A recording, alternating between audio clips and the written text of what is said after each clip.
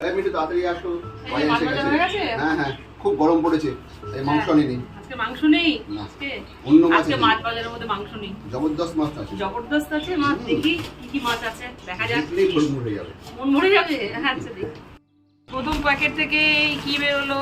আচ্ছা, বড় একটা ইলিশ মাছ এনেছে, অনেকদিন পর একটা বড় বাড়িতে ইলিশ, মনের মতো ইলিশ মাছ, মনের মতো ইলিশ মাছ। তারপরের প্যাকেট থেকে ভুলে মাছ। এই মাছটা একদম লুপ্ত প্রায় মাছ, কিছুদিন আগেও এনেছিল। বড়রা বলতো এই মাছটা খেলে বলে শরীরে রক্ত হয়। তারপরের প্যাকেট থেকে বাটা মাছ এনেছে। যখন গরম পড়েছে এখন একটু জ্যান্ত জ্যান্ত মাছই খাওয়া উচিত। তারপরের প্যাকেট থেকে পাবদা, পাবদাটাও একদম ফ্রেশ। আর এখন গরম পড়েছে, একটু ফ্রেশ ফ্রেশ মাছই খাওয়া উচিত। সমুদ্রের মাছটা একটু কম খাওয়া উচিত, জ্যান্ত মাছই খাওয়া উচিত। তারপরের প্যাকেট থেকে চিংড়ি। চিংড়িটা আমাদের এটা আনে, আমার মেয়ে খুব ভালোবাসে, এই জন্য চিংড়িটা আমাদের প্রত্যেক সপ্তাহে মোটামুটি আনে। তারপরের প্যাকেট থেকে শিঙি মাছ।